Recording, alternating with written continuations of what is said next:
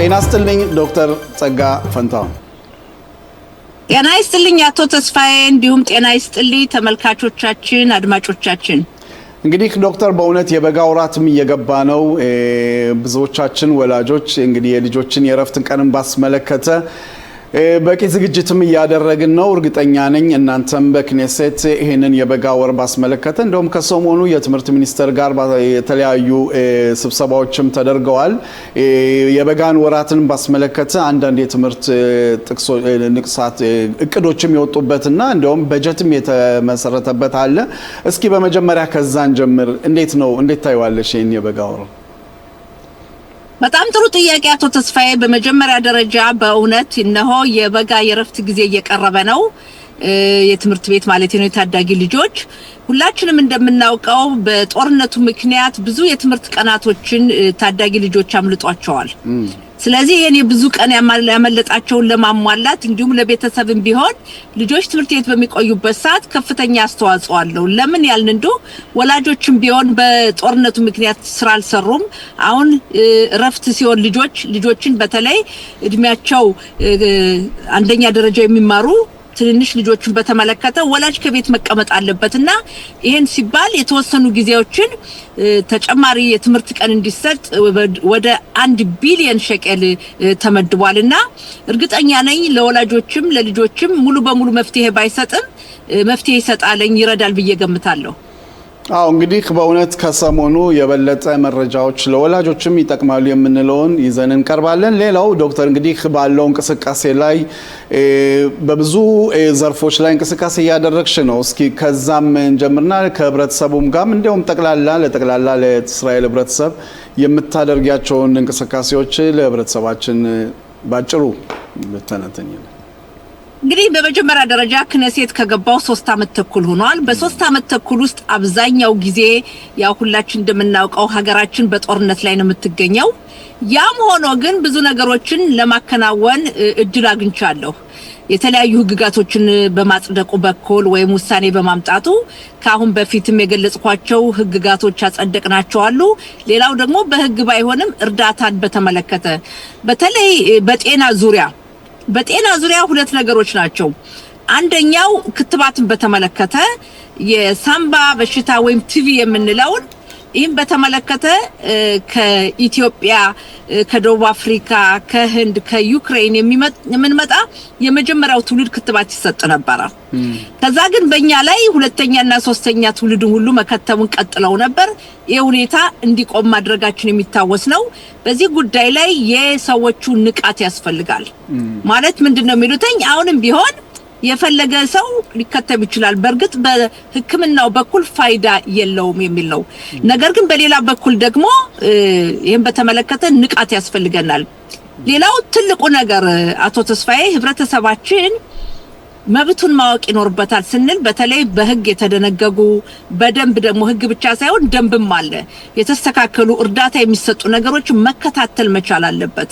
ምሳሌ ብሰጥህ የጡት ነቀርሳን በተመለከተ በእኛ ህብረተሰብ ላይ እየበዛ መምጣቱን እያየን ነው። በዚህ ምክንያት ላይ አስቀድሞ ይሄንን ሁኔታ ለማወቅ የሚያስችል ምርመራ አለ።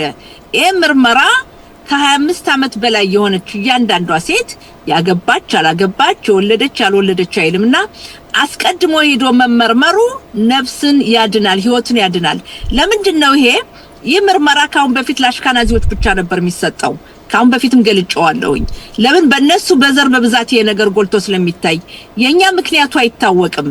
እየበዛ ስለመጣ እኛም አስቀድመን መመርመር እንድንችል ከ1 አመት ተኩል በፊት በጤና ጥበቃ ሚኒስቴር ጽፈት ቤት ከፍተኛ ትግል አድርጌ ለምን ብዙ ገንዘብ ስለሚጠይቅ ይሄ ነገር መግባቱ ይታወቃል። ሳላብሪዩት በመንለው ስለዚህ እያንዳንዷ ሴት ከ25 አመት በላይ የሆነች ሂዳ ትመርመር። ምርመራው በጣም ቀላል ነው። ሄዶ ደም እንደምንመረመረው ደም መስጠት ነው።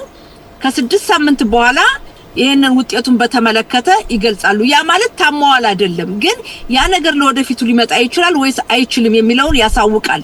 ስለዚህ ወገኖች ተጠቀሙበት። ይሄን እድል በጣም አስፈላጊ ነው፣ ተገቢ ነው። አስቀድሞ ምርመራ ማድረግ ያስፈልጋል። ከአምላክ በታች ከእግዚአብሔር በታች ራሳችንን እንድንንከባከብ ነው የምለው። እንደውም አቶ ተስፋዬ የሚገርመው በዚህ ዙሪያ ላይ ሌሎቹ የተለያዩ ማህበረሰብ ተወላጅ ሆኑትኝ ለምን ለኛ ማይሰጠንም እኛ ግማሻችን እኮ እንዲነን የዚህ ዘር አለብን ለምን ለኢትዮጵያኖች ብቻ ተሰጠ ብለው የሚጠይቋሉ ገንዘቡ ወጪ ብዙ ስለሆነ በሳላ ብሪውት እነሱን አልጨመረም ስለዚህ ይሄን በተመለከተ ኩፖት ሆሊም ነው ምርመራውን የሚያደርጉት ኩፖት ሆሊም የጤና ጣቢያዎች በዚህ ጉዳይ ላይ ብዙ መረጃ ይሰጡም እኔ ብዙ ጊዜ ተናግሬያለሁ በክነሴት ምርመራው እንዲካሄድ አድርጌያለሁ እኔ ራሴ ተመርምሬያለሁና ይሄን እድል እንዲጠቀሙበት ነው ምለው አቶ ተስፋዬ አው እዚህ ላይ ሌላው እኔም መጨመር የምፈልገው እነዚህ ኩፓት ሆሊሞች የግል ስለሆኑ የበለጠ መረጃ የመስጠት ሁኔታው ያው ይቆጠባሉ አይወጡ መረጃዎችን እና ህዝቡ ያው አንቺ በመተሰጩ መረጃዎች እንግዲህ መብቱን ተጠቅሞ መገልገል እንዳለበት የሚሆን ነው ሌላው የፊታችን ሰኞ የመጀመሪያው ዙር ነው እንግዲህ የክኔሴት መበተንን ባስበለከተ የመጀመሪያ ዙር ስብሰባ ይኖራቸዋል እንዴት ታዩዋለሽ ዶክተር እንግዲህ አሁን ያለው ክነሴት 25ኛው ክነሴት 4 አመቱን ሊሞላ ነው 4 አመቱ የሚሆነው በጥቅምት ወር ነው እንዲያውም የሚገርመው 4 አመት ይሞላል ተብሎ አልተጠበቀም ነበር ሰዎቹ አልጠበቁም አቶ ተስፋዬ ሁሉም አስቦ የነበረው ጦርነት እንደሆነ ይበተናል ለምርጫ እንሄዳለን ነበር ግን ጠቅላይ ሚኒስትራችን ጠንካራ ስለሆኑ ጥምሩ መንግስት የተለያየ ፖለቲካ ፓርቲውን አንድ ላይ ያያይዘው ቀጥለው እንዲያውም ጊዶን ሳርን በመውሰድ 4 ተጨማሪ ወንበር በማግኘት 68 መቀመጫ በመኖሩ የተረጋጋ አስተዳደር ሆኗል ጦርነት ቢኖርም መንግስቱ ቀጥሏል በጥቅምት ወር ምርጫው ይካሄዳል ምናልባት በበዓላቱ ምክንያት ሮሻሻና ያስተራይ ዮም ኪፑር አለን ያስተራይ ከዛም ደግሞ የዳስ በዓል አለን በበዓሉ ምክንያት ሊቀድም ይችላል ወደ መስከረምና ክነሴት መበተኛው ጊዜ ቀርቧል ባለፈው 2 ሳምንት የመጀመሪያ ዙር ሳንለው ቅድሚያ የምንለው አለ ትሮሚት ይባላል በባይስቱ የዛን ድምጽ ሰተናል የፊታችን ሰኞ ደግሞ የመጀመሪያው ዙር ይሰጣል የመጀመሪያው ዙር የሚካሄደው በክነሴት ኮሚቴው ዊት ከተካሄደ በኋላ ለድምጽ መስጠት ይመጣል ከዛ ከትንሽ ጊዜ በኋላ ክነሴት ከተበተነ ከ90 ቀን በኋላ ምርጫው ይካሄዳልና ምርጫው ምናልባት ጥቅምት መሆኑ ቀርቶ በበዓላቱ ምክንያት ሊቀድም ይችላል እና መንግስታችን ጊዜውን ሙሉ በሙሉ ይጨርሳል እንግዲህ በእውነት ምርጫውን ባስመለከተ ከሰሞኑ እኛም እዚህ ዘግበናል የሚወጡ መረጃዎች አንዳንድ ከጠቅላይ ሚኒስትር እንግዲህ በጣም ቅርብ የሚባሉ ምንጮች እንደተናገሩት የራአም ፓርቲ ለሚቀጥለው ምርጫ ውድድር እንዲወርድ የሚደረጉ አንዳንድ ስራዎች እየተሰሩ መሆኑን የሚያሳይ ነው ምክንያቱም ሁላችንም እንደምናውቀው የራአም ፓርቲ የእስላም ወንድማማቾችን ያስመለከተ ፓርቲና በተለያየ ጉዳይ ላይ በአሁን ሰዓት ምርመራ ላይ ያለው በጦርነቱ ሰዓት በጋዛ አካባቢ አንዳንድ እርዳታዎችንም የረዳበት ሁኔታዎች እንዳሉ ነው የሚነገረው በዚህ ጉዳይ ላይ ድንገት አንቺ መታቂው ነገር ጋር አለ ዶክተር ተመልከታቶ ተስፋዬ በእስራኤል ሀገር ህግ አለ አገሪቱ ምስተዳድረው በህግ ነው ህጉን የሚጥሱ ሰዎች በምርጫው ሂደት ምንም ዲሞክራሲ ብትሆን እስራኤል በዲሞክራሲ ሀገር መሳተፍ አይችሉም በተለይ የሀገራችን ብሔራዊ ጸጥታን የሚጎዱ ሁኔታዎች እና የራአም ድርጅት እንደሚታወቀው አንተ እንደገለጽከው የእስላም ወንድማማች የሚለው ድርጅት አክራሪ ሲሆን የድርጅት ካሁን በፊትም ቢሆን በተለያዩ አጋጣሚዎች በአዛ ወይም ደግሞ በጋዛ እንዲሁም በተለያዩ ቦታ የሚገኙትን ሽብር ፈጣሪዎች በእጃዙር ይረዳ ነው በገንዘብም አለው እርዳታ ሌላው ደግሞ አትርሱ ጥቅምት 7 ቀን እንደዛ እልቂት ከደረሰ በኋላ ይሄ ድርጅት ስራውንም አላቋረጠም በጋዛ ለተለያዩ ሽብር ፈጣሪ ድርጅቶች እርዳታውን ይሰጣል በእስራኤል ሀገር ነው ዋናው እስላም ወንድማማች የሚለው ማህበር እንደ በጎ አድራጎት ድርጅት ነው የተቋቋመው ግን ከዛ አልፎ ፖለቲካ ገብቷል በማንሱር አባስ የሚመራ ነው ከዛ አልፎ ብዙ ጊዜ በመስጊዶች አካባቢ ያካሄዱ የነበረው ቅስቀሳ ጸረ እስራኤል ነው እና ስለዚህ ይሄንን በማሰባሰብ ገንዘብም ከውጭ እየተቀበሉ በበጎ አድራጊ ድርጅት አስመስለው የወሰዱትን ሁኔታ ይሄንን የእስራኤል መንግስት ወይ እስራኤል መንግስት ተከታትሎ ለሚቀጥለው ምርጫ እንዳይወዳደሩ የሚለው በክትትል ላይ ነው ያለው ሁኔታውን መከታተል ያስፈልጋል ከዚህ በተጨማሪ አቶ ተስፋዬ ካሁን በፊትም ቢሆን ይሄ ራም የተሰኘው ድርጅት 1947 ይሉታል ያ እስራኤል ነጻነቷን ታገኝ ተብሎ ለእስራኤል ነጻነት እንዲሰጥ የተባበሩት መንግስታት ድርጅት ባወጀበት ዓመተ ምህረት በዛ ስም የሚጠሩት ድርጅት አላቸው። ድርጅቱን የበጎ አድራጎት ለደሃ ምግብ እንደሚረዱ ትንንሽ ነገር እንደሚሰጡ ይመስላል። አላማቸው ግን ከውስጥ ሆኖ እስራኤልን መቦርቦር፣ እስራኤልን መጉዳት መሆኑ ይታወቃል። እና በዚህ ጉዳይ ላይ ገና ብዙ ያነጋግራል። ሌላው ይሄንን ባስመለከተ እንግዲህ አሁን ጋዜጣም ላይ እንደገለጽኩት ዶክተር ከሰማሽ የተጽዕኖ ፈጣሪው የአይሁድ አሜሪካዊ የዜና ጣቢያ በአሜሪካ ጂውሽ ኢንሳይደር የተባለው ስለ ኳታር ለ17 ዓመት ያህል በአሜሪካ ውስጥ በትምህርት ዘርፎች በተለያዩ ዘርፎች ላይ ስለ ጸረ እስራኤል ትምህርቶችንና በተለያዩ ቁሳቁሶች የሚያደርጉትን በጣም ብዛት ያለው ገንዘብ የፈሰሰበትን ሁኔታ የሚያመለክት አሁን መልእክት ወጥቷል። ይሄንንም የአሜሪካውን ፓርላማ ያስደነገጠና እንደውም በዚህ ጉዳይ ላይ ምላሽ ተሰጠበት ሁኔታ ነው። ድንገት ከሰማሽ አንቺ የምታውቂው ነገር ካለ በዚህ ጉዳይ? አዎ ይሄ ሁኔታ የሚገርመው ለመጀመሪያ ጊዜ አይደለም። ምንድነው ይዘውት ያልመሰላችሁ እነዚህ እንደ ካታር ወይም ኳታር የመሳሰሉ የሽብር ፈጣሪ ድርጊትን የሚደግፉ ዓለምን የሚያውኩ ሀገራት የሚጠቀሙበት ዘዴ የዲሞክራሲው መንገድ ነው። የዲሞክራሲ ሀገራትን ሰርገው በመግባት የዲሞክራሲ መብቱን ለመጥፎ ይጠቀሙበታል። ዲሞክራሲ በሌለበት ሀገራት እንደፈለጉት መንቀሳቀስ አይችሉም። ስለዚህ ምንድነው የሚያደርጉት? አሜሪካ፣ እንግሊዝ፣ ጀርመን፣ ፈረንሳይ ዲሞክራሲ ባለባቸው ሀገራት በዲሞክራሲ መንገድ መስለው ይገቡና ራሳቸውን በማስፋፋት የሽብር ፈጠራ ድርጊት እንዲስፋፋ ያደርጋሉ። ስለዚህ እነዚህ ዲሞክራሲ ሀገራት እስካሁን ድረስ አልተረዱትም። በአሜሪካ አይተናል። ትልልቅ ዩኒቨርሲቲዎች እንደ ሃርቫርድ ዩኒቨርሲቲ የመሳሰሉት እንደ ትልልቅ ዩኒቨርሲቲዎች በውስጡ ለዩኒቨርሲቲ ገንዘብ እድገት፣ ብልጽግና፣ ምርምር፣ ጽናት እንደሚሰጡ ነው ይቀርቡና ዋና ዓላማቸው በውስጡ መሰረታቸውን በማጠናከር ጸረ እስራኤል ቆይቶ ደግሞ ጸረ አሜሪካ ጸረ ምዕራባውያን የሰለጠነውን ዓለም መዋጋት ነው ይዘውታል።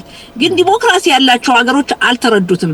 ምሳሌ ብሰጥህ የእስላም ወንድማማች ድርጅት የምንለው ቀደም የተነጋገርነው አይነት ድርጅቶች በግብጽ ምድርና በአረብ ሀገራት እንደፈለጉት አይንቀሳቀሱም፣ ከህግ ውጭ ናቸው።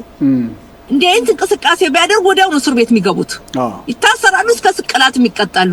ግን ምን ያደርጋሉ? እንደ ኳታር የመሳሰሉት እነዚህን ድርጅቶች በመጠቀም ለዩኒቨርሲቲዎች ገንዘብ ይለግሳሉ፣ ለተማሪዎች ስኮላርሺፕ ይሰጣሉ፣ ውጭ ሄደው እንዲማሩ ገንዘብ ይረዷቸዋል። የተለያየ ድርጅት መስሎ ይገባና ዋናው ዓላማው እንግዲህ ትምህርት ነው ለሰው ልጅ ዋናውና ስር ውስጥ ሰርጎ በመግባት ምዕራባውያንን ለማጥፋት የተነሱ ናቸው። እነዚህ በተለይ አክራሪ ሽብር ፈጣሪ ድርጅቶች የእስልምና እምነትን የሚከተሉት አክራሪ ድርጅቶች ዓላማቸው ምንድነው? የክርስትናንም ሆነ ሌላውን ሃይማኖት ማጥፋትና ምዕራባውያን የሰለጠነውን ዓለም በዲሞክራሲው ገብተው በዛው በህጉ መሰረት ተጠቅመው ሙሉ በሙሉ ለመቆጣጠር ነውና በእውነት ያስፈራል፣ ያስደነግጣል። በእስራኤል በኩል ግን አልደነቀንም። ለምን? ይሄን ሁኔታ እስራኤልም ቀደም ስታስጠነቅቅ ቆይታለች። ግን ዲሞክራሲ ነን የሚሉ ሀገራት ይሄን ነገር አልተመለከቱትም።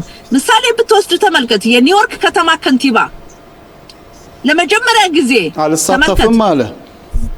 አዎ አልሳተፍም በእስራኤል ድጋፍ ላይ ባለው ሰልፍ ማለት ከዛም ደግሞ ጥቅምት 7 በነበረው በደረሰው እልቂት ሐማስን አለማውገዝ ይሄ ሁሉ የመጣው የዚህ መሰረት ነው፣ የዚህ ተጽዕኖ ነው። እስራኤል አውቃለች፣ ምዕራባውያን ሀገራት አልተረዱትም። አሁን ሲደርስባቸው ነው ያወቁት። ሌላው እንግዲህ ከሰሞኑ ከትላንትና የሚወጡ አንዳንድ መረጃዎች እንደሚያሳዩት የሚስራድ አክሊታ ዋና ቢሮ ስለ ህፃን ሃይማኖት ባስመለከተ አንዳንድ ማስታወቂያ የሚሆኑ በጀት ወደ 400,000 የሚሆን በጀት እናቀርባለን የሚል ንግግር አለ። ምን ያህል እውነት ነው ይሄ ዶክተር? በመጀመሪያ ደረጃ በትላንትናው ዕለት በቫዳት አሊያ ክሊታ ኮሚቴ ውይይት ነበር።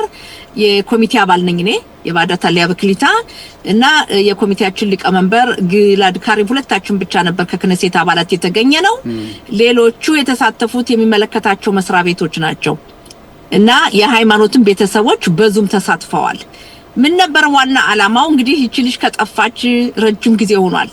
በእነዚህ አመታቶቹ ውስጥ ብዙ ጊዜ ጠየቅነው ጥያቄ ምንድነው?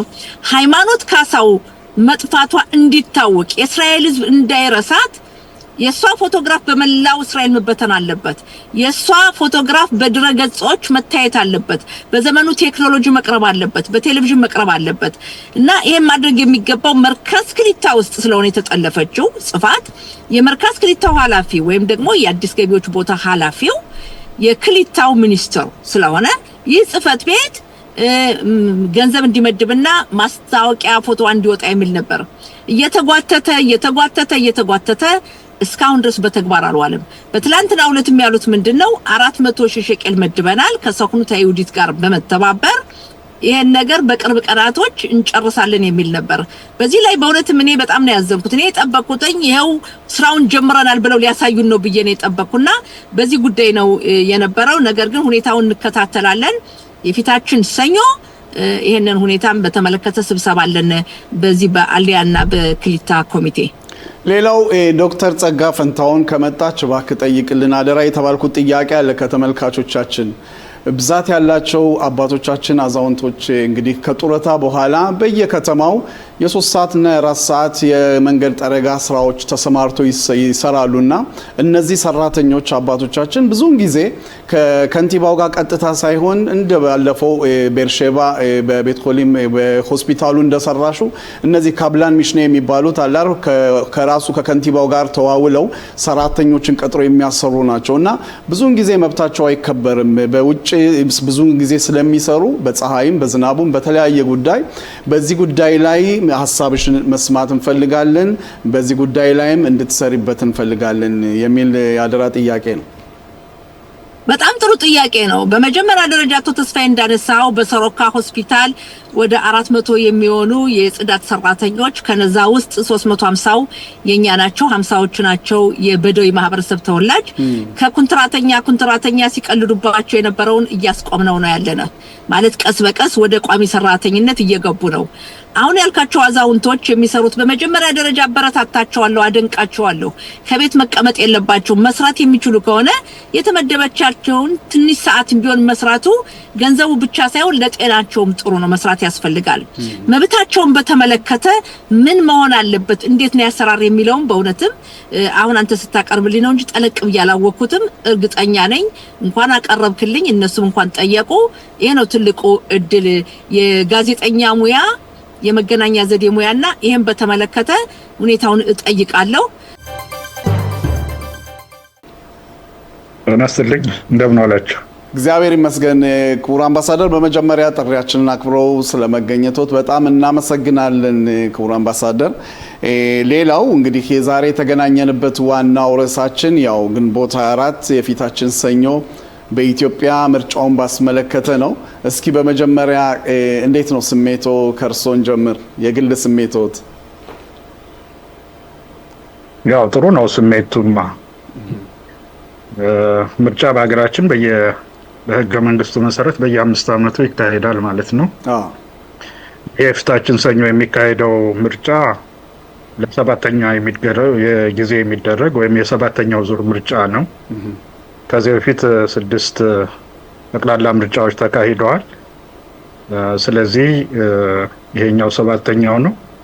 እንግዲህ ሰኞ ዕለት ይካሄዳል። እኛ በአጋጣሚ እዚህ ውጭ ያለ ነው የመምረጥ መብት ቢኖረንም ምርጫ ቦርድ የሎጂስቲክስ የአቅም ችግር ስላለ በውጭ ሀገር የምርጫ እንትኖች ድምጽ መስጫ ቦታዎች ወይ ምርጫ ሂደት አልተዘጋጀም። ከዛ ባሻገር ሁኔታውን በተለያዩ መገናኛ ብዙሃን አሁንም እየተከታተልን ነው። የዛለትም እንከታተላለን ማለት ነው። ስለዚህ በዚህ አይነት ሁኔታ ነው ያው ምርጫውን የሚካሄድበትን ዕለት እየተጠባበቅን ነው ማለት ነው። አምባሳደር በእውነት ይሄንን አላወቅኩም ነበር። ውጭ ያሉ ማለት በጣም ብዛት ያላቸው ናቸው። እስራኤል ብቻ ሳይሆን ጠቅላላ በዓለም ያሉት መምረጥ ያው ዲሞክራሲ መብታቸው እንዳለ ሆኖ ግን ያው በቴክኒክ ጉድለት መምረጥ እንደማይችሉ ነው ያሉን። የቴክኒክ ጉድለት ሳይሆን ወጪው ከፍተኛ ነው የሚሆነው። በውጭ ሀገር የምርጫ ጣቢያዎችን ማዘጋጀት ከወጪ አንፃር በጣም ከፍተኛ ወጪ ይጠይቃል። ስለዚህ በዛ ምክንያት ነው እንጂ የኢትዮጵያ ፓስፖርት የያዙ የኢትዮጵያ ዜግነት ያላቸው በውጭ ሀገር የሚኖሩ ኢትዮጵያውያን የመምረጥ መብታቸው አለ። ሕጉ ይፈቅዳል። አይከለክልም። ግን በውጭ ሀገር የምርጫ ጣቢያዎችን ኦርጋናይዝ ለማድረግ ለማደራጀት ወጪው ከፍተኛ ስለሆነ ከበጀት አንፃር ከወጪ አንፃር ከፍተኛ በመሆኑ ብቻ ምርጫው በአገር ቤት ያሉ ኢትዮጵያውያን የሚያከናውኑት ነው ለማለት ፈልጌ ነው። እሺ፣ አመሰግናለሁ አምባሳደር። እንግዲህ በእውነት ትንሽ ለተመልካቾችም ገለጻ ለማድረግ የኢትዮጵያ የምርጫ ስርዓቱን ባስመለከተ እስኪ ሰፋ ያለ ትንተና ይስጡን። ምክንያቱም ብዛት ያላቸው ነዋሪዎች ናቸው ምርጫውን የሚከታተሉት። እስራኤል ብቻ የአዲስ አበባ ህዝብ ይሆናል ብዬ ነው የምገምተው እና ይሄን ሁሉ ህዝብ የምርጫ ቦርዱ በእውነት ምን ያህል እንዴት አይነት ስርዓት ባለው ሁኔታ ላይ ነው ይሄ ምርጫ የሚካሄደው? መልካም፣ ጥሩ ጥያቄ ነው። በአጠቃላይ በዚህ ምርጫ ለመምረጥ የተዘጋጁት ሰዎች ወይም መራጮች ኢትዮጵያ ውስጥ በዚህ በሰባተኛው ዙር 50.5 ሚሊዮን የሚሆን ህዝብ ለመምረጥ ተዘጋጅቷል ማለት ነው።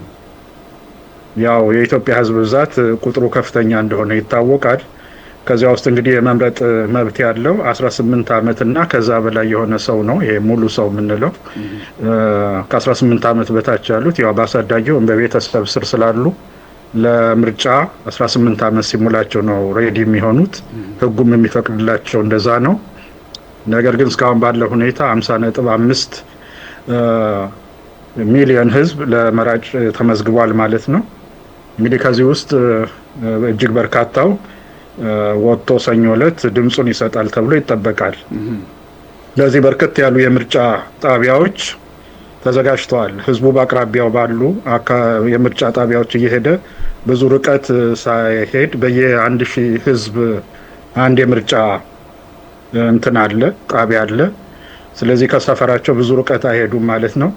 ከዛ ባሻገር በምርጫ ጊዜ የሚያጋጥመው ይሄ ወረፋው ሰልፉ ረጅም የመሆን እሱን ለመቀነስ ሲባል በየ1000 ሰው የተዘጋጀ ስለሆነ እሱ ሌላ ነው። ስለዚህ ሌላ አመቺ ሁኔታ ነው ማለት ነው። ስለዚህ ከጠዋት እስከ ማታ ሙሉ ቀን ሰው ድምጽ ሲሰጥ የሚውልበት ነው። እንግዲህ ከታች ምርጫ ጣቢያዎች አሉ ህዝቡ ድምጽ የሚሰጥባቸው። ከዛ ቀጥለው ደግሞ የምርጫ ክልሎች የምንላቸው አለ ማለት ነው፣ ተወካዮቹ የሚመረጡበት። እንግዲህ በአጠቃላይ 547 የምርጫ ክልሎች ናቸው ያሉት ወይም ኮንስቲትዩዌንሲስ የሚሉት ፈረንጆቹ 547 ነው። ምናልባት እዚህ አንድ አይነት ባይሆንም ስለ ሰው ቀለል እንዲለው የእስራኤል ፓርላማ 120 መቀመጫዎች ነው ያሉት። 120 ኮንስቲትዩዌንሲ ወይም ምርጫ ክልል አለ ማለት ነው። የኢትዮጵያ 547 ምርጫ ክልሎች ነው። እንግዲህ በዚህ ተወዳድረው ነው ሰዎች ወደ ፓርላማ የሚመጡት። ከዚህ ውስጥ እንግዲህ አብዛኛውን ድምጽ ያገኘ አብዛኛው ማለት 50 ሲደመር 1 ድምጽ ያገኘ ፓርቲ ገዢ ፓርቲ የመሆን መንግስት የመመስረት እድል አለው ማለት ነው።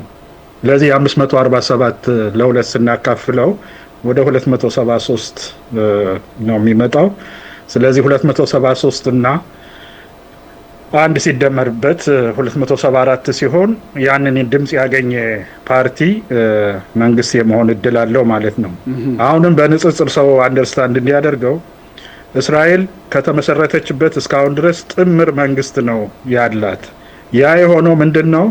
ኦቨርኦል ማጆሪቲ አምጥቶ ያሁን ያልኩትን 50 ሲደመር አንድ አምጥቶ መንግስት ለመመስረት የሚችል ፓርቲ ባለመገኘቱ ነው።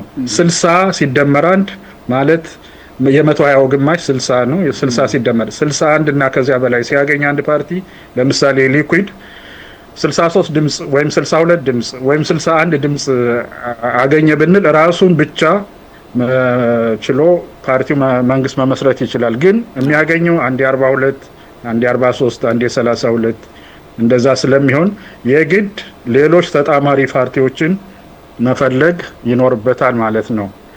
በእኛም ሁኔታ እንግዲህ አንድ 273 ወይም 74 ድምጽ ካላገኘ መቀመጫ ካላገኘ የግዴታ ጥምር መንግስት መመስረት እንትን ውስጥ ይገባል ማለት ነው። ግን ብዙውን ጊዜ ከዛ በላይ ድምጽ ስለሚገኝ አንድ ፓርቲ መንግስት ለመመስረት የሚያስችለውን ድምጽ ስለሚያገኝ ያው እስካሁን ድረስ የጥምር መንግስት ኢትዮጵያ ውስጥ ተግባራዊ ወይም ኤክሰርሳይዝ አልተደረገም ማለት ነው። ስለዚህ አንድ ፓርቲ እንትን እያለ ነው። ያ ሌላው በእውነት ይሄ የምክር ቤት ተመራጮች ያው ህዝቡ የሚመርጣቸው ይሄ ማለት እንግዲህ በየአካባቢው የራሳቸው የሆነ እንቅስቃሴ አለ። እንግዲህ ምርጫው እንደሚመስለኝ ክልላዊም እንደገናም ደግሞ ጠቅላላ ምርጫ ስለሆነ እንደዚህ አይነት አጋጣሚዎች ከዚህ በፊት የተመረጡ የምክር ቤት አባላቶች የሚቀየሩበትም ሁኔታዎች ይቀያየራሉ ማለት ነው። ትክክል ነው። ድጋሚማ እንትን ማይልሁ ከሆነ ይቀየራሉ ማለት ነው። እዚህ ላይ ግን ሁለት ተወካዮቹ ለፌዴራል ፓርላማው ለህዝብ ተወካዮች ምክር ቤትና ለክልል ምክር ቤት ነው የሚመርጡት። በአንድ ጊዜ ለሁለት ምክር ቤቶች ነው መርጠው የሚመጡት ማለት ነው። አሁን ሰኞ ዕለት መራጮች አሁን ያልኩት 547 ያልኩት የፌዴራሉ ፓርላማ የህዝብ ተወካዮች ምክር ቤት ነው። እንደገና ደግሞ ክልሎቹ ከአዲስ አበባ መስተዳደር ጀምሮ ክልሎቹ የራሳቸው ምክር ቤት አለ። እነዚህም የምክር ቤት አባላት የሚመረጡት በዚሁ ሰኞ ዕለት በሚካሄደው ምርጫ አማካኝነት ነው ማለት ነው። ስለዚህ እያንዳንዱ ክልል ደግሞ የክልሉ መንግስት ለመመስረት የክልሉን መስተዳደር ለመመስረት ቅድም ያልኩት ፎርሙላ ይሰራል ማለት ነው። ምክር ቤቱ ለምሳሌ 300 መቀመጫዎች ያሉት ከሆነ 50 ሲደመር አንድ ድምጽ ማምጣት አለበት ማለት ነው። ያ ማለት 151 እና ከዛ በላይ ድምጽ ያገኘ ፓርቲ የዛ ክልል መስተዳደር ሆኖ ክልሉ እንደገና ለመጪው 5 ዓመት የመምራት እድሉን ያገኛል ማለት ነው። ይሄ ነው ህገ መንግስቱ እንትኑን ምርጫን አስመልክቶ ወይም ስልጣን እንዴት እንደሚያዝ የሚያስቀምጠው በዚህ መንገድ ነው። ሌላው አምባሳደር ሰላም ያልሰፈነባቸው አካባቢዎች ይሄ ምርጫ እንግዲህ እንደማይካሄድ ነው አንዳንድ መረጃዎች ያየሁት። ለምርጫው ምን ያህል በእውነት ጉዳት ያመጣል ተብሎ ይጠበቃል? አሁን ባለው ሁኔታ ቅድም እንዳልኩት 547 መቀመጫዎች ነው ያሉት። ስለዚህ 547ቱም ላይ አት ኖርማል ኮንዲሽን ምርጫ መካሄድ አለበት ማለት ነው። ነገር ግን በዚህ በሰባተኛው ዙር ምርጫ ከ547 ውስጥ ወደ 46 በሚሆኑት የምርጫ ክልሎች ምርጫው በአሁኑ በሰኞው ዕለት አይካሄድም። አንደኛው ትግራይ ነው በዛ ያለው ወይም በትግራይ አካባቢ ነው የማይካሄደው።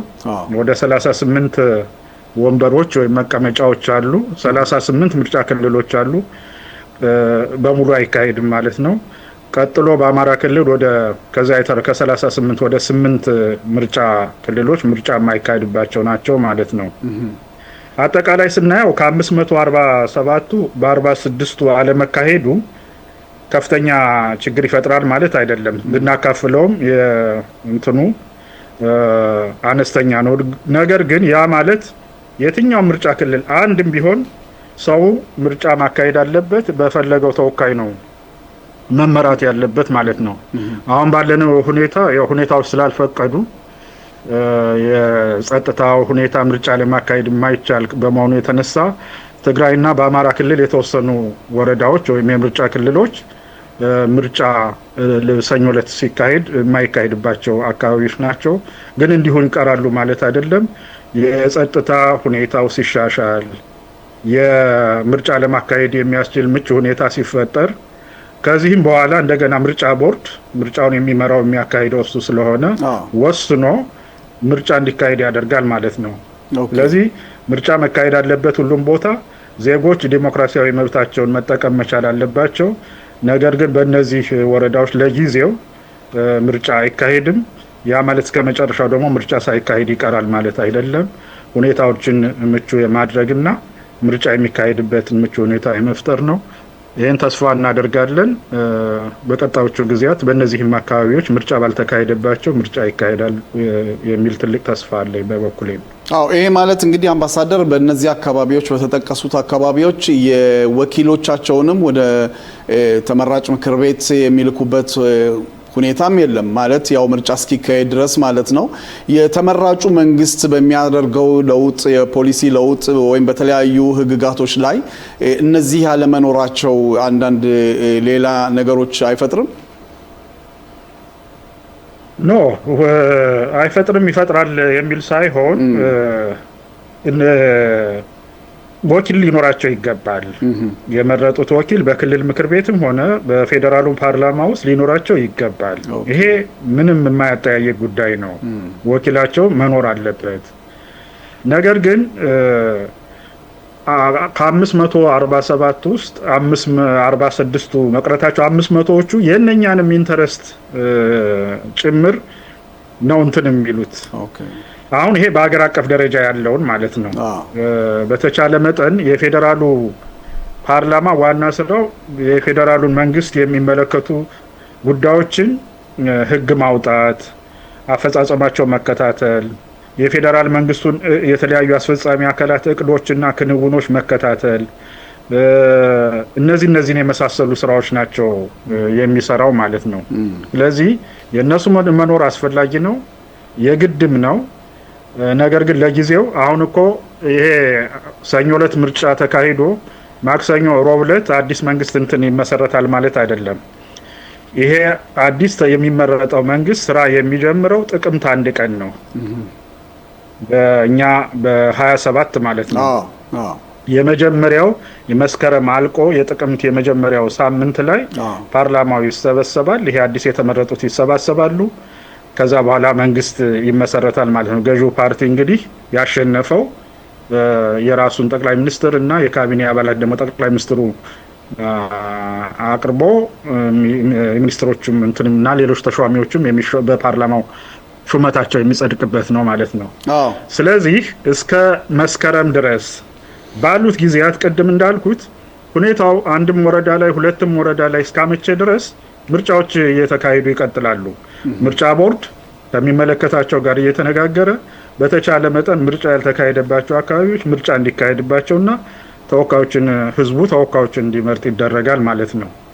ኢቭን ከመስከረም ስልጣን ከተረከበን በኋላ ምርጫ ማካሄድን የሚከለክል ነገር የለም። ምርጫ ይካሄዳል፣ ሁኔታውና ህዝቡ ተወካዮችን ይመርጣል ማለት ነው። ስለዚህ በዚህ አይነት ሁኔታ ነው በ500 ኦልሞስት በ500 ምርጫ ክልሎች ምርጫ ማካሄድ በራሱ ትልቅ ነገር ነው ከነበርንበት ሁኔታ ወይም ካለንበት ሁኔታ አንጻር ማለት ነው። ሌላው አምባሳደር መገናኛ ብዙሃን ከሰሞኑ ተከታትለናል። በእውነት የፓርቲ ወኪሎች የክርክር ፕሮግራሞችንም እንደዚሁ ያየውበት ሁኔታዎች አሉና ምን ያህል ፓርቲዎች ናቸው በዚህ ምርጫ ላይ አሁን የሚሳተፉት? 40 የሚደርሱ የፖለቲካ ፓርቲዎች በምርጫው እንደሚሳተፉ ምርጫ ቦርድ ይፋ አድርጓል። ያው የምርጫ ክርክር ሲያካሂዱ ላለፉት 2 ወር እንደዛ በተለያዩ ርዕሰ ጉዳዮች ላይ ያላቸውን አቋም ቢመረጡ ለህዝብ እናደርጋለን የሚሉትን የፖሊሲ ሀሳቦች በእያንዳንዱ ኢሹዎች ላይ በትምህርት ላይ ሊሆን ይችላል፣ በጤና ላይ ሊሆን ይችላል፣ በውጭ ግንኙነት ላይ ሊሆን ይችላል፣ በእነዚህ ወሳኝ በሆኑ ርዕሰ ጉዳዮች ላይ ሲከራከሩ ነው የቆዩት። እንግዲህ ይሄ ህዝብ ሲያዳምጣቸው ቆይቶ ሰኞ ዕለት በዚህ መሰረት ነው ድምጹን የሚሰጠው ማለት ነው እና 40 የሚደርሱ የፖለቲካ ፓርቲዎች ለምርጫው ዝግጁ ሆነው ያው በክርክሩ ሂደት አልፈዋል። አሁን ደግሞ ህዝቡ ደግሞ ያው የሰማውን ሰምቶ አመዛዝኖ ይሆነኛል ይሰራልኛል የሚለውን ፓርቲ የሚመርጥበት ዕለት ነው ማለት ነው ሰኞ ዕለት። እሱን የምናየው ይሆናል። ስለዚህ 40 ናቸው በአጠቃላይ እንደ ምርጫ ቦርድ ገለጸ። እንግዲህ በእውነት ውጭ ያሉት ለመምረጥ ያላቸው አዳጋች ነገርን በመግቢያው ላይ ጠቅሰዋል። ግን እንደው ባሉት ልምድ በውጭ ጉዳዩ ሚኒስቴሩ ከውጭ ይሄንን ሆነ ብለው ለምርጫ የሚገቡ አሉ ኢትዮጵያኖች በአሁኑ ሰዓት? ኢትዮጵያውያኑ ሂዶ እዛ በምርጫ ለመሳተፍ የሚከለክለው ነገር የለም። መሳተፍ ይችላል። የምርጫ ጊዜ ሲደርስ ምርጫ ቦርድ የምርጫውን ሂደት አስመልክቶ የጊዜ ሰሌዳ ሲያወጣ እንዲሁም በአጠቃላይ በህገ መንግስቱ መሰረት ኢትዮጵያ ውስጥ በየ5 ዓመቱ ምርጫ እንደሚካሄድ በህገ መንግስት የተቀመጠ ጉዳይ ነው። 5 ዓመት ሲደርስ ምርጫ መካሄድ አለበት። ስለዚህ በኢትዮጵያ ፖለቲካ ተሳታፊ የሚሆን ሰው መቼ ምርጫ እንደሚካሄድ ያውቀዋል ማለት ነው። ስለዚህ መራጩ ነው ቅድም ያልኩት ከሎጂስቲክ ከምናምን አንጻር እንጂ ተመራጩ ግን ቀደም ብሎ ሂዶ ራሱን ለህዝብ አስተዋውቆ ለምርጫ ተመርጦም ዝም ብሎ ለመወዳደር ብቻ ሳይሆን የተቻለ መጠን ለማሸነፍም ስለሆነ ይሄንን ማድረግ ይችላል ማለት ነው። ስለዚህ የኢትዮጵያ ውስጥ ምንድነው የኢትዮጵያን ፓስፖርት የያዘ ዜግነቱን ወደ ሌላ ያልቀየረ ማንኛውም ኢትዮጵያዊ ሌላ ችግር እስከሌለበት በህግ የሚከለክለው ነገር እስከሌለ ድረስ በግሉም ሆነ ፖለቲካ ፓርቲ መስርቶ ምርጫ ላይ መሳተፍ መብት አለው ማለት ነውና ከውጭ ስለመጣ የሚከለክለው ነገር የለም፣ መሳተፍ ይችላል። ዋናው መስፈርቱ ኢትዮጵያዊ መሆኑ፣ ሌላ ዜግነት አለመያዙ ለኢትዮጵያ ፖለቲካ ተሳትፎ የሚያግዘው እሱ ስለሆነ ያ ነው የሚሆነውና በእርግጥ እንደ ኤክስፔሪየንስ እስካሁን ብዙ አይቼ አላውቅም። ከውጭ ሄደው አንዳንዶቹ ለማገዝ የሚሄዱ አሉ። ሌሎችም ፓርቲዎች እገዛ ለማድረግ አለ አይደል የሙያዊ ፕሮፌሽናል የሆነ ኤክስፐርቲዝ ለማድረግ ብለው እንደዛ የሚሄደው እሱም ይቻላል፣ ችግር የለውም። ስለዚህ የምርጫ ስትራቴጂ አሁን አሜሪካን ሀገር ምርጫ ስትራቴጂስት የሚባሉ አሉ በየስቴቱ እና እንዲህ ብታደርግ ነው ልትመረጥ የምችለው ወይም ደግሞ እሱን ምረጡት እንዲህ አይነት ፖሊሲዎች አሉት እንዲህ አይነት አላማዎች አሉት እንዲህ አይነት ራዕይ ያለው ቪዥን አለው ብሎ ለማስመረጥ ጥረት የሚያደርጉ አሉ። ዜርፎር ከውጭም ሄዶ ይሄ ዲሞክራሲ የዲሞክራሲ ዋነኛ እንትን መምረጥ ነው። ዲሞክራሲ ውስጥ ከምናገኛቸው ዋና ጉዳዮች አንዱ ምርጫ ነው። አንደኛ የመምረጥ መብት የመመረጥም መብት ሁለቱን ይይዛል ማለት ነው።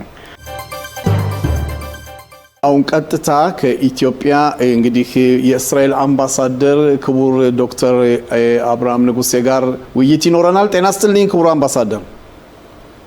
ጤና ይስጥልኝ አቶ ተስፋዬ፣ እንዲሁም አድማጮቻችን ተመልካቾቻችን።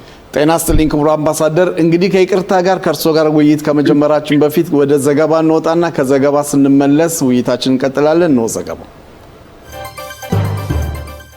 እውነት ነው ስሰጠሽ ልቤን አሳልፌ ቅርም አላለኝም በፍቅርሽ መክነፌ ግን እንዳልመኘሽ ልቤን ከፈለው ሌላ ጭንቀት ሳለ ለሰው የማልገልጸው ተሸንፊያለሁ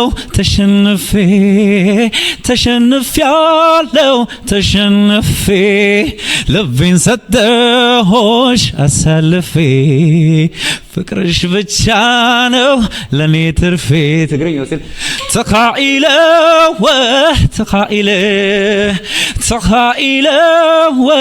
ተኻኢለ ግን ከምዚያ ሓልዮት ዝነበረ ከሁሞ خبر لبغير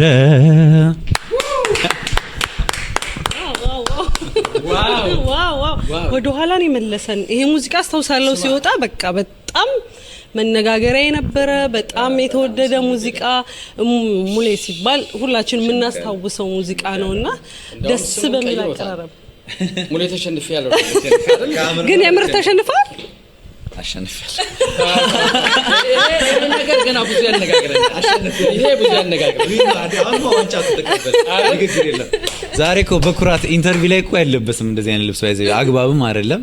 ሰውኛ ከሀገር ስትወጣ ሪላክስ ታደርጋለህ በቲሸርት በቱታ ምናምን። ግን ዛሬ ክብር ልብስ ነው።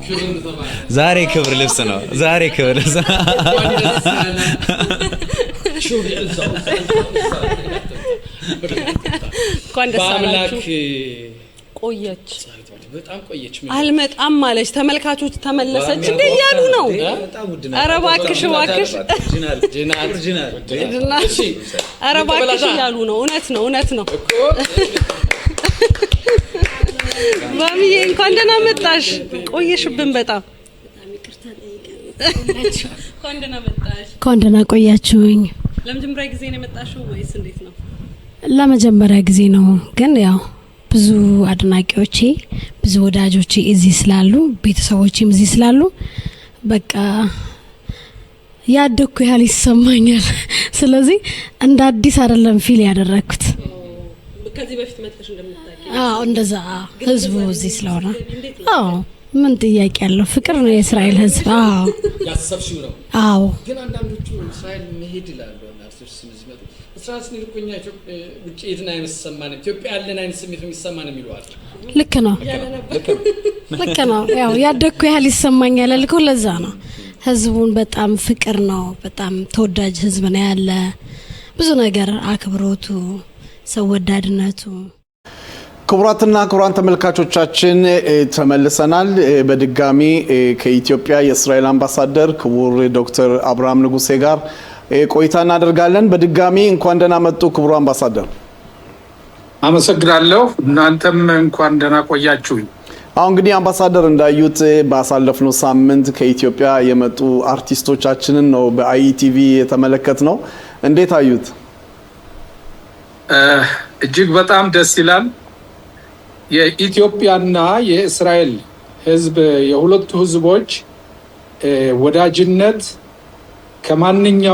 እንደ ማንኛውም ሀገር በዲፕሎማሲ ደረጃ የሚገመት ሳይሆን ልዩ የሆነ ከሌላ አገር ጋር የማይደረግ ልዩ ግንኙነት በኢትዮጵያና በእስራኤል ላይ ይታያል። ምክንያቱም እንደሚታየው ባህሉ በጣም ታሪኩ ባህሉ እጅግ በጣም የተሳሰረ ነው ከጥንት ዘመን ጀምሮ። ይህ በተለይ ከአራቱ መስመሮች ከምንሰራባቸው አንዱ ይሄ የህዝብ ለህዝብ ግንኙነት የሚለው አርቲስቶችን ከኢትዮጵያ ወደ እስራኤል፣ ከእስራኤል ወደ ኢትዮጵያ እንዲሁም ደግሞ የተለያዩ የቱሪዝምን ሁኔታን በማጠናከር ጎብኚዎች ከእስራኤል ወደዚህ ከዚህ ወደ እስራኤል ይሄ ሁኔታ እጅግ በጣም በከፍተኛ ደረጃ ተጠናክሮ ይታያል። በየጊዜው እያደገ የሚሄደው በሁለቱ ህዝቦች መካከል አገራችን ምንም እንኳ በዚህ 2 ዓመት ውስጥ በጦርነት ላይ 2 ዓመት ተኩል ውስጥ በጦርነት ላይ ብትሆን የኢትዮጵያን ህዝብ ይህ ጦርነት አይበግረው። ጦርነትም ኖረ ጦርነትም አልኖረ የኢትዮጵያ አርቲስቶችም ሆነ የኢትዮጵያ ባለሙያዎች የኢትዮጵያ መሪዎችም ሆነ እስራኤልን ከመጎብኘት ወደ ኋላ አይሉም። ጉብኝቱ በቱሪዝም ሁኔታ በባህሉም ተጠናክሯል። እኛም አሁን በሚቀጥለው ወር ከዚህ የእስራኤልና የኢትዮጵያ የባህል ሳምንት የሚል ፕሮግራም እያዘጋጀነ ነው። ከእስራኤል የሚመጡ የባለሙያዎች ያሉ አርቲስቶች ከዚህ ከኢትዮጵያ ካሉ አርቲስቶች ጋር በመሆን የአንድ ሳምንት የባህል ሳምንት ለማድረግ በከፍተኛ ደረጃ ዝግጅት ላይ ነው ያለ ነው። አይ ጥሩ የምስራች ነው አምባሳደር። በትክክል እጅግ በጣም ጥሩ ነው። የሁለቱ ሀገሮች ግንኙነት በባህሉም ብቻ ሳይሆን በሌሎችም ጉዳዮች አቅጣጫዎች ዛሬ የሁለቱ ሀገሮች ግንኙነት ከተጠበቀው በላይ እጅግ በጣም ከከፍተኛ ደረጃ ላይ ደርሷል። እንደሚታወቀው ባለፈው የካቲት ወር ላይ የክቡር ፕሬዝዳንት ይስሐቅ ሄርዞግ ወደ ኢትዮጵያ ጉብኝት ይሄ ከፍተኛውን ደረጃ የሚመሰክርና የሚያረጋግጥ ነው። ግንኙነቱ ከምን ደረጃ ላይ እንደደረሰ የፕሬዝዳንቱ ጉብኝት ያረጋግጣል። ከዚህ የተደረገላቸው በህዝቡም ሆነ በመንግስት ደረጃ የተደረገላቸው ደማቅ አቀባበል የተወሰኑ በመሪዎች መካከል በተደረገው ውይይት የተወሰኑ ውሳኔዎች የበለጠ ግንኙነቱን ወደ ከፍተኛ ምዕራፍ ሊያሻግረው ችሏል። ዛሬ ኢትዮጵያና እስራኤል ከወዳጅነት ወደ አጋርነት ደረጃ ላይ ተላልፈው ማንም በብዙ አውታር ተገድበው የነበሩም በተለያየ ምክንያት መስመሮች ሁሉ ተከፍተው ዛሬ ያለምንም ገደብ በመከላከያው፣ በደህንነቱ፣ በምጣኔ ሀብቱ፣ በኢኮኖሚው፣ በግብርናው፣ በጤናው፣ በፈጠራውና በኢኖቬሽን እና ቴክኖሎጂ፣ በዲጂታሉ ሲስተም በዚህ ሁሉ ከፍተኛ እስራኤል ያላትን ልምድ ከኢትዮጵያ ጋር በመካፈል በመለዋወጥ ዛሬ በአፍሪካ ቀንድ ውስጥ በቀይ ባህር ዙሪያ ቁርጠኛ ወዳጅና ታማኝ ለእስራኤል ኢትዮጵያ ናት። ለኢትዮጵያ ደግሞ ከመካከለኛው ምስራቅ ቁርጠኛና ታማኟ ወዳጅ እስራኤል ናት። ስለዚህ የሁለቱ ግንኙነት ለሁለቱ ህዝቦች እድገትና ብልጽግና ሁለቱ መንግስታት በመተባበር እና በመናበብ በዓለም አቀፍም መድረክ በዲፕሎማሲው ደረጃ ዛሬ ኢትዮጵያ በዓለም አቀፍ የዲፕሎማሲ መድረክ ውስጥ የኢትዮጵያ ስም ገኖ ነው የሚታየው። ኢትዮጵያና እስራኤልም ደግሞ ሁለቱ ተናበውና ተረዳድተው የሚሰሩ ሁለት አገሮች ናቸው። እንግዲህ አምባሳደር ወደ ሌላ አርዕስት ከመግባቴ በፊት እንግዲህ ይሄንን አርዕስት ለመቋጨት ያህል በምትቀጥሉት እንግዲህ የምታደርጉትን ፕሮግራም ያው በአይኢቲቪ ደግሞ ለዚህ ላሉት ተመልካቾቻችን በምስል ደግፈን እንግዲህ የእስራኤል አርቲስቶች የእስራኤል ባለሙያዎች ኢትዮጵያ መጥተው ከኢትዮጵያን አርቲስቶች ጋር የሚያደርጉትን ዝግጅት ፕሮግራም እንግዲህ ለማቅረብ ዝግጁ ነን እኛም ለማለት ነው። እኛ በመሰረቱ የአይቲቪም ባልደረባዎች የእስራኤልን አርቲስቶች ጋር አብረው በመምጣት እዚህ ያለውንን የሳምንቱን ባህላዊ ትርኢት የሚደረገውንን ባህላዊ ልውውጥ እና የእስራኤልም የአርቲስቶች የሚያቀርቡትን የኢትዮጵያም አርቲስቶች የሚያቀርቡትን በጋራም የሚያቀርቡትን ይሄንንም ደግሞ ቀርጻችሁ በእስራኤል ሀገር ለሚገኘው ህዝብ ብታሳትፉት በቀጥታ ስርጭትም ሆነ በዶኩሜንት ብታቀርቡት እኛ ግብዣችን እንጋብዛችኋለን። በእውነት ግብዣውን ተቀብለናል አምባሳደር። እሺ በጣም ጥሩ። እንግዲህ ወደ ሌላ ጥያቄ ስገባ አምባሳደር ባሳለፍነው ሳምንት ሶማሌላንድ በእስራኤል ሀገር ውስጥ ኤምባሲዋን ከፍታለች። ያው በሶማሌላንድም እስራኤል ኤምባሲዋን ከፍታለች። ይሄንን በዲፕሎማሲ መልክ እንዴት ያዩታል? ሌላው በዚህ አንድ አመት ተኩል ውስጥ ያገኘ ነው አንድ ትልቅ የዲፕሎማሲ ስኬታና ውጤት የሶማሌላንድን እውቅና መስጠት ነው።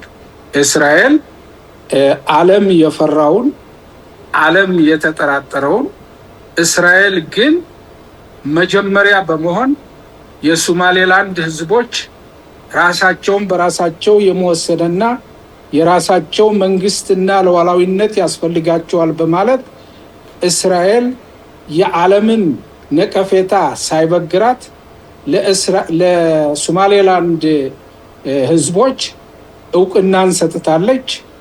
ይሄም እውቅና ደግሞ ወደ ተግባርነት ተቀይሮ ዛሬ ሁለቱም ሀገሮች የራሳቸውን ኤምባሲ ከፍተዋል። የእስራኤል የሶማሌላንድ ኤምባሲ ኢየሩሳሌም ላይ ተከፍቷል። አምባሳደሩም ስልጣናቸውን በክቡር ፕሬዚዳንት ሄርጾግ በኩል ተቀብለዋል። የእስራኤልም አምባሳደር ተወስኗል። አምባሳደሩም ያው በሶማሌ መስሪያ ቤቱን ለመክፈት ከፍና ዝቅ እያሉ ነው፣ እየወጡ እየወረዱ። በእውነቱ የኛ አምባሲም በዚህ ሁኔታ ላይ ቀደም ሲል ለሶማሌላንድ ወደ እስራኤል ለሚጓዙም ማንኛውንም ሁኔታ ስናካሄደው የቆየን ስለሆነ አሁንም ደግሞ አምባሳደሩን ጎጆ ለማውጣት ከፍተኛ ትብብር እያደረግን ነው። ባለፈው 2 ሳምንትም በዚህ በሂልተን ሆቴል በሁለቱ በእስራኤል የኢኮኖሚ ባለሀብቶችና የሶማሌላንድ ሚኒስትሮች ከፍተኛ የሆነ ውይይት ተደርጓል። ኤምባሲያችንም በዚህ ሁኔታ ላይ አብሮ ተገኝቷል።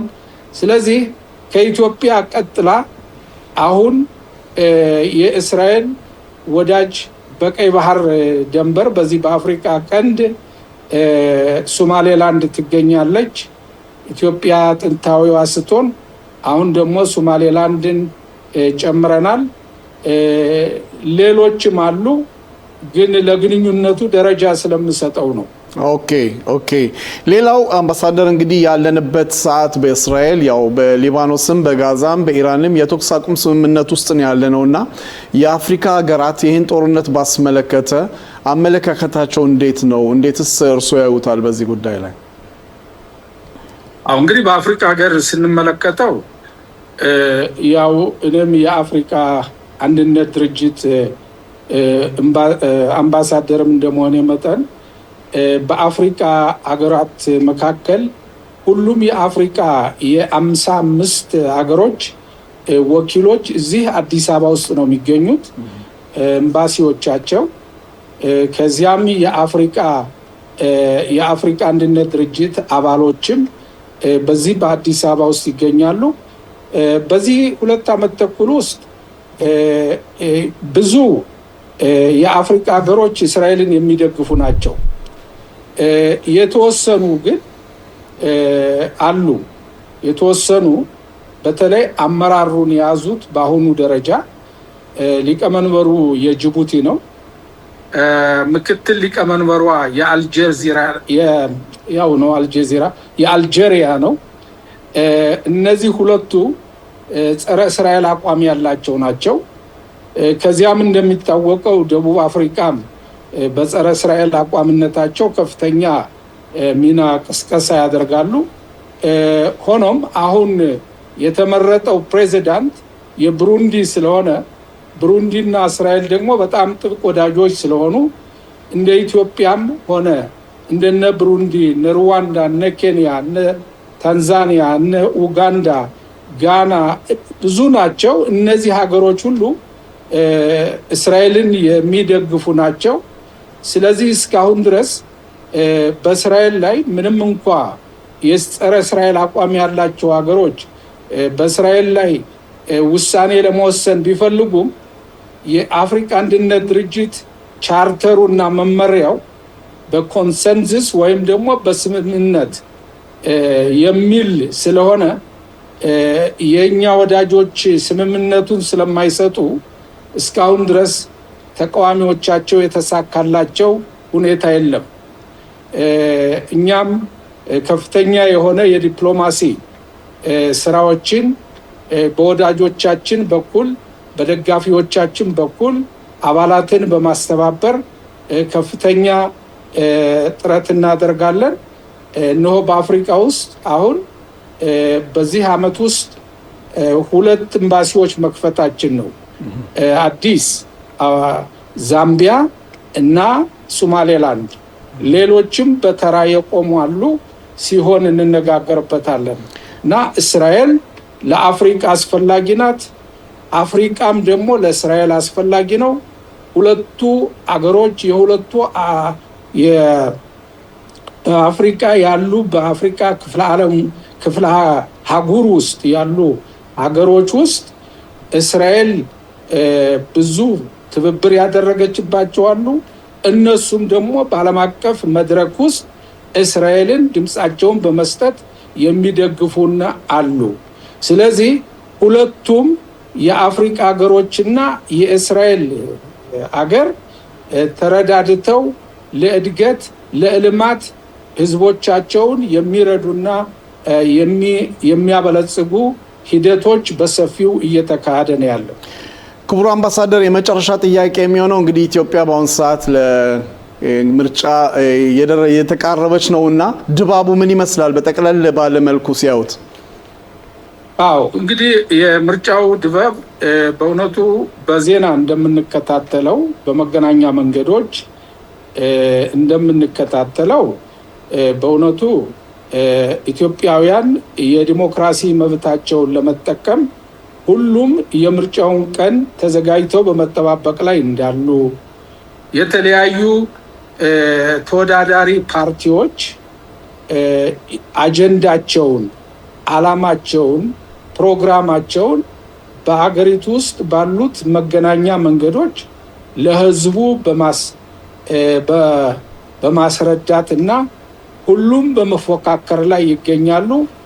እንግዲህ የቀኑ ቀን ህዝቡ የዲሞክራሲ መብቱን ተጠቅሞ ይጠቅመኛል፣ ብልጽግናንና በረከትን ልማትን ለሀገሪቱ ደህንነት ያስፈልጋል ብለው የሚሉትን ለመምረጥ ህዝቡ እንደተዘጋጀ ባሉት የመገናኛ መንገዶች መረዳት ችያለሁ።